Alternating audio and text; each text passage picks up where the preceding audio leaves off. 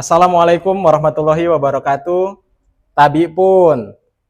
Perkenalkan, saya Anang Suprapto, pengawas TK dari Dinas Pendidikan dan Kebudayaan Kabupaten Pesawaran, Provinsi Lampung.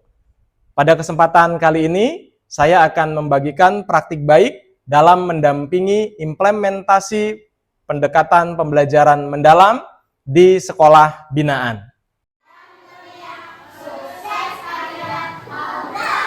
Implementasi pendekatan pembelajaran mendalam pada jenjang pendidikan anak usia dini hakikatnya berfokus pada pembentukan 6 kemampuan fondasi melalui proses pembelajaran yang sesuai bagi anak usia dini. Berdasarkan hasil supervisi dan monitoring, dijumpai beberapa permasalahan, di antaranya hanya 30% guru yang telah memiliki pemahaman terkait pembelajaran mendalam.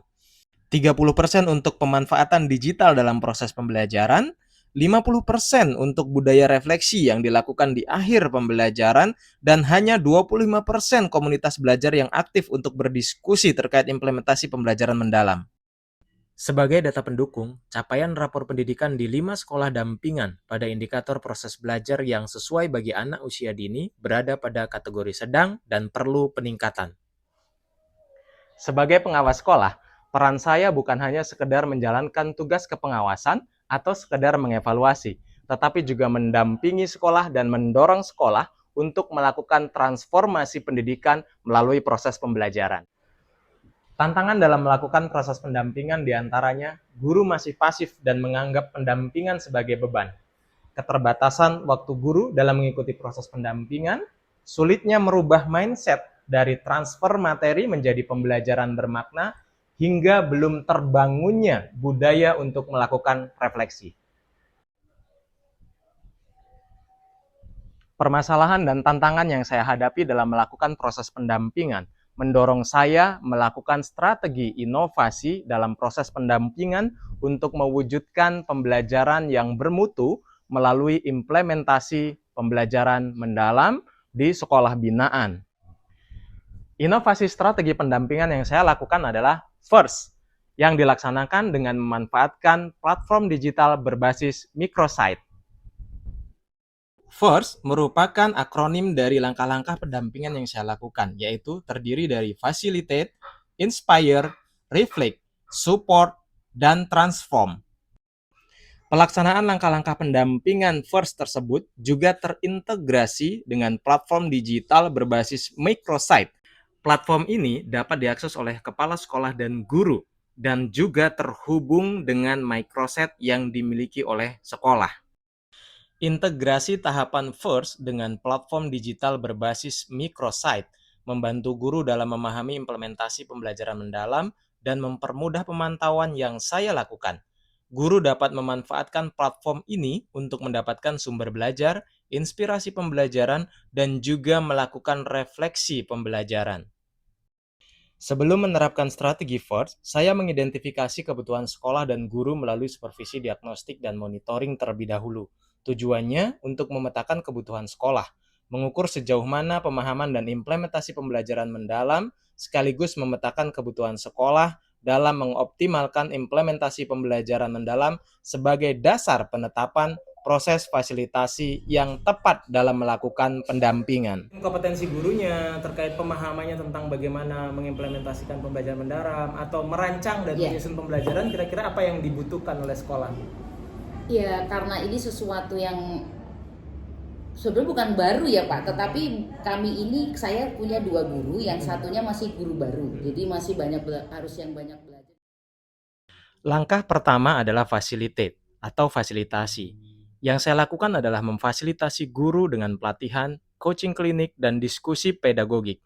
Sebagai pengawas sekolah, saya hadir untuk membuka akses pengetahuan dan memberi ruang belajar bagi guru dan kepala sekolah melalui bimbingan, pelatihan, dan diskusi berbasis coaching dengan iklim yang menyenangkan, komunikatif, dan persuasif. Ini memang menu khusus yang nanti akan kita akses bersama dalam rangka membersamai guru-guru di sekolah dalam melaksanakan proses pembelajaran dan menerapkan pendekatan pembelajaran mendalam.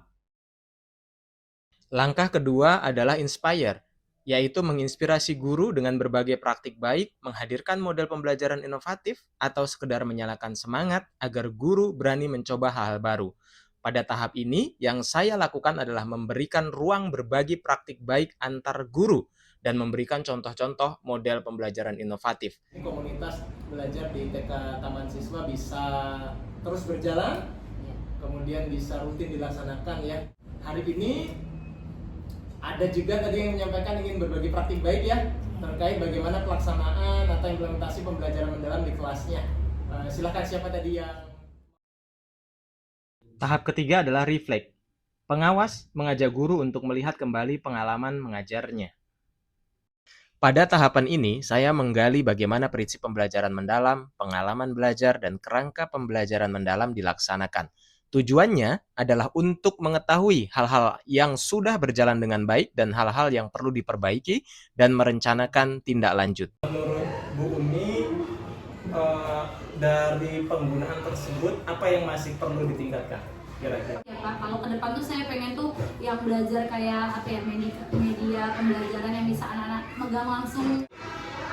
Bu Umi ingin penggunaan media pembelajaran berbasis TIK yang lebih interaktif. Iya, betul sekali Pak. Nah, sejauh ini platform apa yang Bu Umi pernah dengar atau mungkin pernah melihat yang itu bisa digunakan di kelas dan itu membuat siswa bisa mengalami langsung?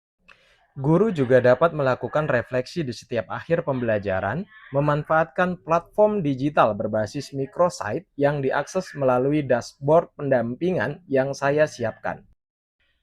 Langkah keempat adalah support. Dukungan bukan hanya berupa solusi teknis, tapi juga apresiasi, motivasi, dan keyakinan bahwa guru mampu berkembang. Dengan dukungan yang tepat, guru akan merasa dihargai dan semakin percaya diri.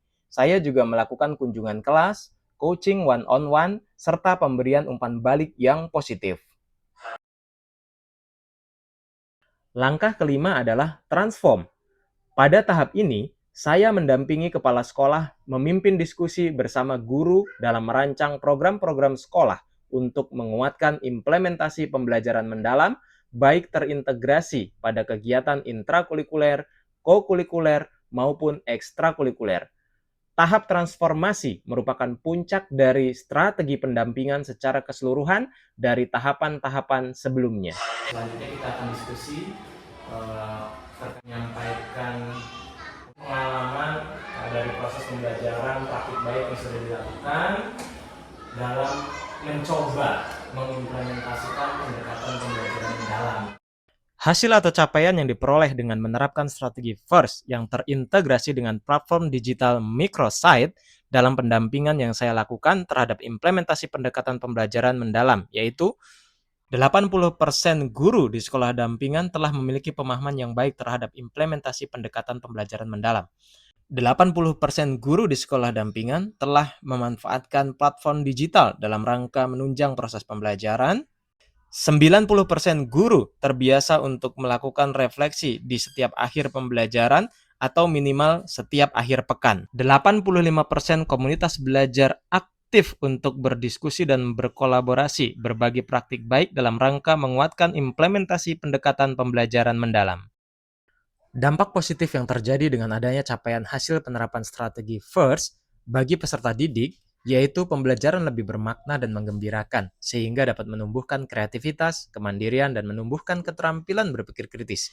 Bagi guru, yaitu meningkatnya kompetensi pedagogik, kepercayaan diri, dan kemampuan reflektif. Bagi kepala sekolah, yaitu menguatkan peran kepala sekolah dalam memastikan proses pembelajaran yang berkualitas. Dan bagi sekolah, yaitu tercipta budaya kolaboratif dan inovatif dalam pembelajaran.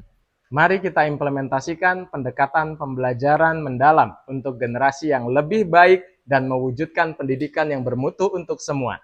Salam GTK hebat, Indonesia kuat.